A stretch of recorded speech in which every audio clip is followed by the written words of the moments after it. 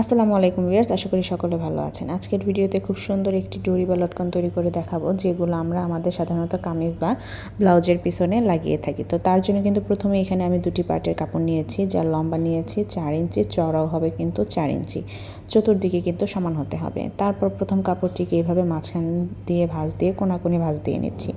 তারপর দুই সাইডের যে খোলা অংশটি রয়েছে সেই খোলা অংশটুকুর উপর আগে আমরা সেলাই দিয়ে দিচ্ছি এবং বন্ধ সাইডটি কিন্তু ওপর দিকে থাকবে। অবশ্যই সেলাইটি একটু ভালোভাবে দেবেন যাতে নিচের কাপড়টিকেও ভালোভাবে সেলাই ওঠে, এবং লাস্টের কোনাগুলোতে অবশ্যই একটু ব্যাক সেলাই দিয়ে নেবেন।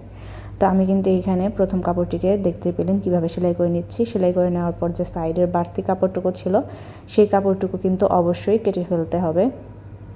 তো আমি কিন্তু সাইডের যে বাড়তি কাপড় এবং সুতোগুলো ছিল সেগুলো খুব ভালোভাবে কেটে নিচ্ছি।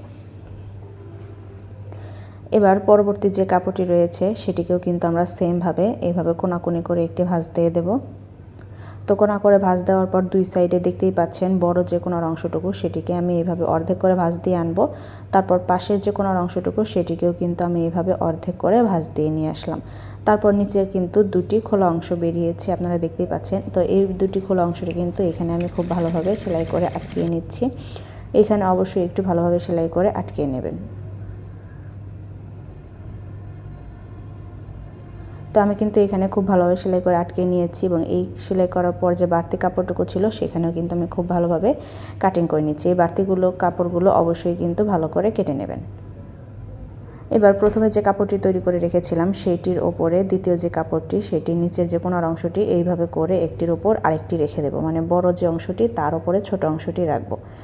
তো তার জন্য আমি এরকম একটি ফিতা বানিয়ে নিয়েছি। এই ফিতাটিকে এবার মাঝখান বরাবর বসিয়ে দিচ্ছি।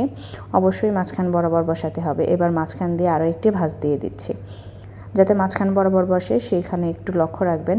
তো মাঝখানে আমি বসিয়ে মাঝখান বরাবর ভাঁজ দিয়ে এবার যে খোলা সাইডটি রয়েছে সেই সাইডে সেলাইটি করে নিচ্ছি। এখানে কিন্তু সম্পূর্ণটি সেলাই দেওয়া যাবে না।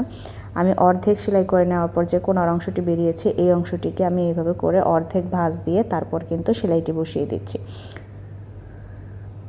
তো এখানে সেলাইটি বসিয়ে দেওয়ার পর এখানে কিন্তু আমি অবশ্যই ব্যাক সেলাই দিয়ে নিয়েছি। আপনারা অবশ্যই কিন্তু শেষে ব্যাক সেলাইগুলো দিয়ে নেবেন। এবার বাড়তি যে কাপড়ের অংশগুলো ছিল সেগুলো কিন্তু খুব ভালোভাবে আমি কাটিং করে নিচ্ছি।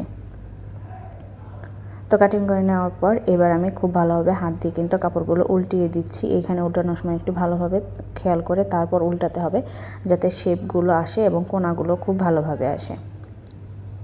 তো আমি এখানে খুব ভালোভাবে কাপড়ের যে প্রথম অংশটুকু ছিল সেটা উল্টে নিয়েছি। তারপর ওপরের যে অংশটুকু ছিল সেই অংশটুকু খুব ভালোভাবে আমি এখানে উল্টে দিচ্ছি। তো উল্টানোর সময় অবশ্যই ওপরে যে ফিতাটি রয়েছে সেটি ধরে একটু ভালোভাবে টান দিলেই কিন্তু উল্টে যাবে। তো দেখতেই পাচ্ছেন যে খুব সহজ নিয়মে আমি কিন্তু এই ডরি বা লটকনকে তৈরি করলাম। তো এইরকম টাইপের ডরি বা লটকন আপনারা কিন্তু যে কোনো জামার পেছনে লাগাতে পারেন। তো যদি ভিডিওটি ভালো লেগে থাকে অবশ্যই আমার